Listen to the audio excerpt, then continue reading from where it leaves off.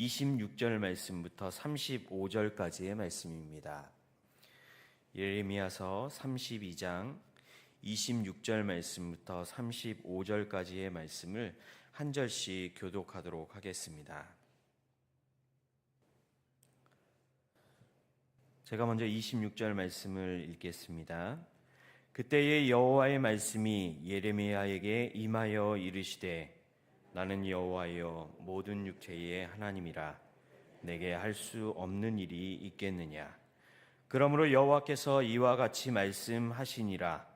보라, 내가 이 성을 갈대아인의 손과 바벨론의 느부갓네살 왕의 손에 넘길 것인즉 그가 차지할 것이라.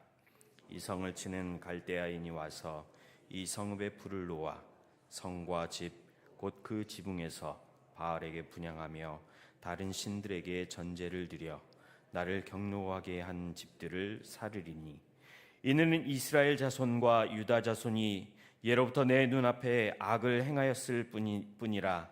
이스라엘 자손은 그의 손으로 만든 것을 가지고 나를 경노하게 한 것뿐이니라. 여호와의 말씀이니라. 이 성이 건설된 날부터 오늘까지 나의 노여움과 분을 일으키므로 내가 내 앞에서 그것을 옮기려 하노니 이는 이스라엘 자손과 유다 자손이 모든 악을 행하여 내 노여움을 일으켰음이라. 그들과 그들의 왕들과 그의 고관들과 그의 제사장들과 그의 선지자들과 유다 사람들과 예루살렘 주민들이 다 그러하였느니라. 그들이 등을 내게 돌리고 얼굴을 내게로 향하지 아니하며 내가 그들을 가르치되 끊임없이 가르쳤는데도 그들이 교훈을 듣지 아니하며 받지 아니하고 내 이름으로 일컫는 집에 자기들의 가증한 물건들을 세워서 그 집을 더럽게 하며 흰놈의 아들 골짜기에 바알의 산당을 건축하였으며 자기들의 아들들과 딸들을 몰렉 앞으로 지나가게 하였느니라. 그들이 이런 가증한 일을 행하여 유다로 범죄하게 한 것은 내가 명령한 것도 아니요 내 마음에 둔 것도 아니니라. 아멘. 할렐루야. 우리 월요일 새벽 예배의 자리에 나오신 여러분, 오늘 하루도 하나님의 은혜와 평강의 복이 가득하신 하루, 그리고 한 주간이 되시길 주님의 이름으로 축복합니다. 오늘 본문 예레미야 32장의 내용은 전반적으로 살펴보면 예루살렘 재건에 관한 예언이 기록된 내용이기도 하지요. 그 가운데 오늘 본문을 통해서 우리가 알 수 있는 것은 예레미야의 전반적으로 흐르는 바벨론의 멍에를 너희가 매야 한다, 이것이 살 길이다라는 사실을 계속해서 말씀으로 보여주고 있습니다. 바벨론의 포로로 잡혀가야지만 너희가 살 것이다. 그리고 이 모든 원인은 너희가 나 하나님을 섬기는 것이 아니라 우상을 섬겼기 때문이다라고 말씀해 주시는 것이지요. 바벨론의 멍에를 맨다는 것은 이스라엘 백성뿐만 아니라 이 말씀을 듣는 모든 독자들이 읽을 때 그리 쉬운 말씀은 아니었을 것입니다. 그러나 하나님의 백성이 살기 위해서라면, 그리고 죽어서 멸망받지 않고 이 땅에서 끊어지지 않기 위해서라면 또 하나님께서는 긍휼의 방법, 하나님의 방법대로 심판과 재난을 이스라엘 백성들에게 설명하시고 계시는 것이지요.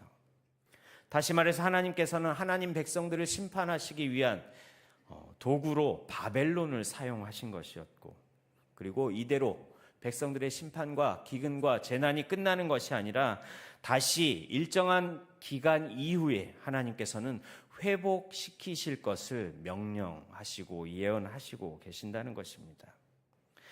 백성을 향한 심판은 하나님을 향하여 얼굴을 돌린 백성들, 그 백성들이 다시 돌이켜서 하나님을 바라볼 수 있도록 하나님께서는 심판과 또 재앙을 사용하셨다라는 것이고, 이것은 하나님의 뜻과 하나님의 계획이었다라는 것을 우리는 먼저 기억하고 이 말씀을 묵상해 보아야 할 것입니다. 특별히 오늘 본문에서는 하나님의 재난과 심판, 재앙으로 모든 것이 끝난 것이 아니라 다시 회복시켜 주실 것이고 원래 하나님 백성의 모습을 다시 회복시켜 주실 것을 말씀해 주시는 것이지요. 특별히 오늘 우리가 묵상한 본문 앞부분 17절 말씀을 보시면 예레미야가 이렇게 기도를 합니다. 슬프도소이다 주 여호와여, 주께서 큰 능력과 펴신 팔로 천지를 지으셨사오니 주에게는 할 수 없는 일이 없으시니이다. 예레미야는 하나님께서 못하실 일이 없으신 전능하신 하나님으로 고백하고 있다는 것입니다. 지금까지 예레미야를 인도하셨고 또 이스라엘 백성, 유다 백성들을 지금 이 자리까지 인도하셨던 하나님, 그 하나님은 하나님의 예언의 말씀대로, 하나님의 명령대로 하나님께서 이루어 가셨다는 전능하신 하나님이심을 예레미야는 기도를 통해 고백하고 있다는 것이지요. 예레미야는 예레미야의 평생을 통해서 그가 경험한 하나님을 이야기하며 그 하나님을 뭐라고요? 전능하신 하나님, 못하실 것이 없으신 하나님으로 고백하고 있다는 것입니다. 여러분은 하나님을 어떻게 고백하십니까? 여러분은 하나님을 어떤 분이라고 소개하시려고 하십니까? 다시 말해서 어떤 분이라고 말씀해 주시겠냐는 말씀입니다. 누군가 여러분에게 찾아와서 당신이 믿는 하나님은 누구입니까? 라고 물어볼 때 여러분들은 하나님은 이런 하나님입니다. 내가 만난 하나님, 내가 믿는 하나님은 이런 분이십니다. 어떻게 설명하시겠냐는 말씀입니다. 어떤 분이 그런 말씀을 하시더라고요. 인간은 무지에서 오직 경험한 것만 믿는다라는 말씀을 하시더라고요. 경험한 것이 전부라고 믿는 것이 인간이다라고 이야기합니다. 하지만 하나님은 우리가 아는 것만으로 하나님 전부를 알 수 있다고 말할 수는 없겠지요. 왜냐하면 하나님은 전능하신 하나님이시고 우리는 하나님이 만드신 피조물이기 때문에 조물주이신 하나님의 모든 것을 우리가 알 수는 없는 연약한 존재라는 것입니다. 하지만 우리의 삶을 통해서 우리를 인도하시고 우리와 함께 하시고 우리에게 말씀하시는 하나님, 우리의 평생의 시간을 통해서 하나님이 어떻게 인도하셨고 또 하나님이 어떻게 이 자리까지 우리를 보호해 주셨는지 우리가 다시 한번 생각해 본다면 누군가 우리에게 다가와서 당신이 믿는 하나님이 누구십니까? 라고 이야기할 때 우리는 담대하게 이야기할 수 있을 것이라는 말씀입니다. 오늘 하루 우리의 삶을 통해서 과연 내가 믿는 하나님은 어떤 분이실까? 우리 가정의 하나님은 어떤 하나님이실까? 우리 남편, 사랑하는 가족들의 하나님은 어떤 하나님이실까? 물어보시고 나누어 보시기 바랍니다. 저는 우리 교회의 성도의 교제가 이런 교제가 되기를 소망합니다. 내가 믿는 하나님, 이런 하나님이었어요. 당신이 믿는, 권사님이 믿는, 집사님이 믿으시는 하나님은 어떤 분이신가요? 왜냐하면 우리의 경험으로는 내 경험으로는 하나님을 전부 다 알 수 없기 때문입니다. 같은 하나님일지라도 모든 상황에 따라 변화하시고 다르게 응답하시는 것이 우리 하나님이시기 때문입니다. 그래서 내가 믿는 하나님만 유일한 하나님이 아니라 우리 집사님, 권사님, 장로님이 믿으시는 하나님, 또 함께 하셨던 하나님, 그 하나님에 대한 이야기에 귀를 기울이실 수 있는 저와 여러분이 되기를 소망합니다. 오늘 우리에게 허락하신 하루, 월요일이라는 이 시간을 통해서 우리가 믿는, 우리가 섬기는 또 하나님에 대해서 이야기하고 전하시는 저와 여러분의 오늘 하루의 삶이 되기를 소망합니다. 그리고 하나님에 대한 저와 여러분의 생각이 넓어지고 깊어질 수 있는 오늘 하루가 되기를 소망합니다. 계속해서 27절 말씀에 예레미야의 기도에 응답하시는 여호와의 말씀이 기록되어 있습니다. 그런데 하나님께서 하나님 자신을 설명하시는데 이렇게 설명하시지요. 나는 여호와여 모든 육체의 하나님이라. 내게 할 수 없는 일이 있겠느냐. 다시 한번 예레미야가 어떻게 기도했다고요? 주는 못하실 것이 없으신 전능하신 하나님이십니다. 그 하나님을 향해 기도했을 때 하나님께서 예레미야에게 이 음성을 들려주셨습니다. 나는 여호와다. 모든 육체의 하나님이다. 내가 할 수 없는 일이 있겠느냐. 예레미야에게 확신을 주시는 것이지요. 그래서 여기에서 하나님 자신의 이름을 뭐라고 말씀하시나요? 여호와다라고 이야기하지요. 이것은 고대 근동에서 사용했던 단순한 신을 가리켰던 엘 또는 엘로힘의 의미보다 그것과는 다른 단어인 것입니다.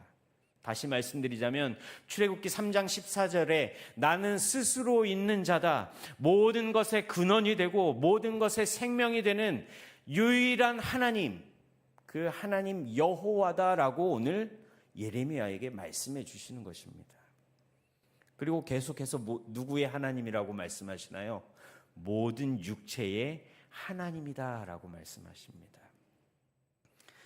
모든 육체의 하나님이라고 자신을 설명하는 건 사실 독특한 설명의 방법이었습니다.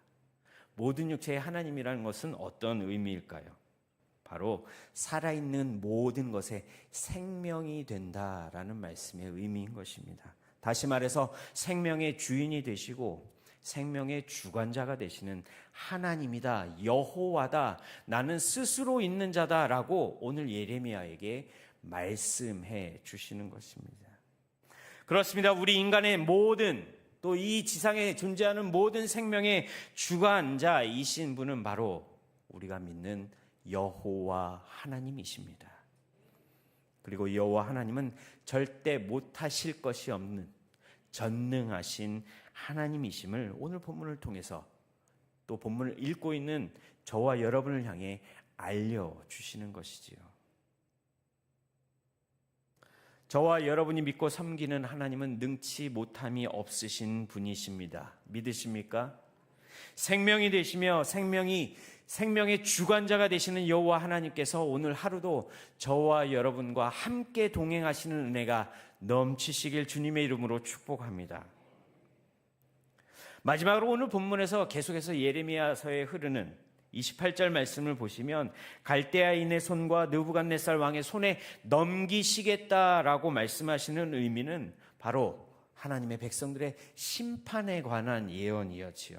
이 모든 재앙과 심판의 원인은 어디에 있었다고요? 하나님을 향하여 얼굴을 들지 못하고 등을 보이고 있는 백성들, 다시 말해 하나님을 떠난 백성들을 향해 하나님께서 어떤 기회를 주시는 건가요? 다시 돌아설 수 있는 기회를 주셨다는 것입니다. 그들이 미워서가 아니죠. 하나님은 하나님의 백성들을 사랑하십니다. 긍휼의 하나님이십니다. 은혜의 하나님이십니다. 그들이 다시 하나님을 향해 돌아설 수 있도록 기회를 주시고 계신다는 것이지요. 오늘 백성들은 철저하게 하나님을 섬겨야 했음에도 불구하고 우상을 섬기는 죄를 범하였다라고 말씀하고 있습니다. 근데 죄를 지은 자들이 이스라엘 자손뿐만 아니라 유다의 자손들, 왕들과 고관들, 제사장들과 선지자들, 유다 사람들과 예루살렘 주민이 모두 다 그리하였다라고 32절 말씀에 기록하고 있습니다. 이는 분명 예루살렘 공동체에, 이스라엘 공동체 안에 속한 한 그룹의 문제만은 아니었다는 것입니다. 총체적인 백성들 안에 전반적인 문제였다는 것입니다. 그들이 하나님을 떠나 살고 있었다는 것입니다.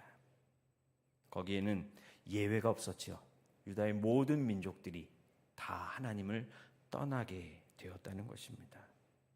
그러나 하나님은 이미 얼굴을 돌리고 등을 향하고 있는 백성들을 미워하시고 그들을 멸하시려고 하신 것이 아니라 다시 돌이키게 하셨다라는 것입니다. 구원받을 수 있는 기회를 주셨다. 심지어 교훈하고 가르쳤음에도 불구하고 그들은 뭐 했다고요? 듣지도 않고 받지도 않았다라고 오늘 본문 말씀은 기록하고 있습니다. 그런데 백성들에게 이 말씀, 재난이 임할 것, 심판이 임할 것을 예언자를 통해 말씀해 주시는 이유가 무엇입니까? 다시 돌아서게 하시기 위함이었다는 것입니다. 여기에 하나님의 은혜와 긍휼이 포함되어 있는 것이지요. 심지어 오늘 본문 말씀에 보면 하나님의 백성들은 하나님의 성전을 더럽혔다라고 이야기합니다. 그들은 우상을 위한 산당을 세웠고 또 몰렉 앞으로 자신의 딸과 아들을 지나가게 했다. 다시 말해 몰렉을 향해 자신의 자식까지 드렸다라고, 제사하였다라고 기록하고 있는 것입니다. 이미 우상숭배는 만연해져 있었던 것입니다. 이러한 백성들이 다시 돌아올 수 있는 기회를 하나님은 보여주시고 알려주시고 예고하고 계시는 것입니다. 이처럼 하나님의 심판의 원인은 하나님 백성들이 하나님을 떠남에 있었다라는 것이지요. 그들은 얼굴을 하나님을 향하여 들지 못하였고 오히려 등을 돌리고 하나님을 바라보지 않았다는 것, 그리고 하나님 대신에 다른 것으로, 세상적인 것으로 하나님의 자리를 채워 나갔다는 것입니다. 하지만 사랑과 긍휼의 하나님께서 이 백성들 돌아올 수 있는 기회를 주시고 계신다는 것이지요. 그리고 재앙과 재난에 대한 이 예언의 말씀을 통해 백성들이 먼저 깨달았으면 좋겠다라는 하나님의 마음이 여기에 담겨져 있다는 것입니다. 이처럼 인간은 누구나 하나님 앞에서 연약한 존재이며 또 죄의 본성을 가지고 있는 그러한 존재가 바로 저와 여러분이라는 것이지요. 그러나 이 죄의 모든 문제를 해결하시기 위해 누가 이 세상에 오셨습니까? 바로 독생자이신 예수 그리스도께서 이 세상에 오신 것이지요. 동일하게 이스라엘과 유다가 하나님을 떠나서 얻게 된 결과를 지금 우리도 당하고 있지만 이 죄의 모든 문제를 해결하시기 위해서 하나님께서는 또 다른 방법을 제시하신 것이 바로 독생자이신 아들 예수 그리스도를 이 땅에 보내주셨다는 것입니다. 오늘 말씀처럼 하나님께서는 다시 돌아올 수 있는 기회, 말씀을 통해서 우리를 깨닫게 하시는 것이고 바로 설 수 있도록 인도해 주시는 하나님의 마음을 여러분들 깨달으시길 바랍니다. 그리고 오늘 하루도 온전히 하나님을 향하여 저와 여러분의 얼굴이 항상 하나님만 바라볼 수 있는 은혜가 넘치시길 주님의 이름으로 축복합니다. 하나님께서 모든 것을 주셨습니다. 심지어 독생자이신 아들 예수 그리스도까지 보내주셨습니다. 하나님 아버지의 마음과 눈은 온전히 이 세상을 살아가는 하나님 백성을 향하고 계시다는 것을 잊지 마시기 바랍니다. 그리고 그 눈길과 사랑을 거부하지 마시기 바랍니다. 오늘이라는 시간 누구에게나 동일하게 주셨습니다. 그 가운데서 우리와 함께 하시는 하나님, 우리를 인도하시는 하나님, 우리를 사랑하시고 우리에게 긍휼한 마음을 품고 계시는, 우리에게 사랑의 눈빛을 보내주시는 그 하나님의 시각을 늘 느끼시며 감사하실 수 있는 오늘 하루가 되시기를 주님의 이름으로 축원합니다. 기도하겠습니다. 사랑과 은혜의 자비의 하나님 아버지, 오늘 말씀을 통해 우리에게 경고하시는 주님의 말씀에 귀를 기울이게 하시고 우리의 삶 속에서 더욱더 주의하며 또 하나님의 말씀을 순종하기에 최선을 다할 수 있는 믿음을 우리에게 허락하여 주시옵소서. 하나님을 신뢰하며 하나님께 모든 것을 맡기는 우리 모든 성도가 되게 하시고 이를 통해 하나님께서 주시는 참된 평안과 안식을 누리는 오늘 하루가 되게 하여 주시옵소서. 오늘 하루 우리의 삶을 온전히 주님께 맡겨드립니다. 주님께서 인도해 주시고 간섭해 주셔서 주님의 섭리를 따라 이 세상을 복음의 빛으로 밝히는 주의 자녀들 되게 하여 주시옵소서. 우리의 오랜 기도의 제목대로 귀한 담임 목사님을 보내주셔서 감사합니다. 이후 진행되는 위임의 절차 가운데에서도 모든 것들이 순적하게 진행될 수 있도록 인도하여 주시옵소서. 보내주신 담임 목사님을 중심으로 우리 수유동교회가 더욱더 하나 되는 은혜를 허락하여 주시옵소서. 이 시간 환우들과 곁에서 간호하는 가족들을 위해 기도합니다. 특별히 육신의 질병 때문에 힘들어하지 않도록 하나님께서 마음과 생각을 주장하여 주시고 또한 곁에서 기도하며 최선을 다하는 가족들에게 경제적으로 어려움이 없도록 하나님 경제력을 허락하여 주시고 인내하며 하나님의 하실 일을 기대하게 하시고 모든 주어진 일들을 잘 감당할 수 있는 능력과 힘을 허락하여 주시옵소서.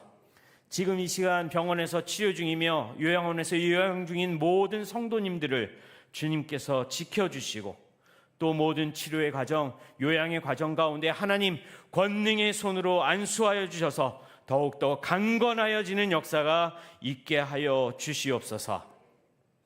이 시간 하나님 전에 올라오며 빈손으로 나오지 아니하고 또 하나님 기도의 제목과 소망을 가지고 1000번째의 예물을 드립니다.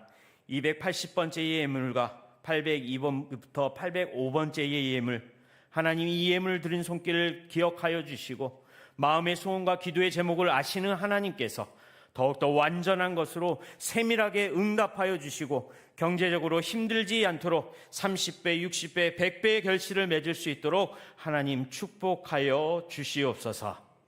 오늘 하루도 주님과 동행하며 함께 하시는 임마누엘의 주님과 승리하는 오늘 하루가 되게 하여 주시옵소서. 예수 그리스도의 이름으로 감사하며 기도드립니다.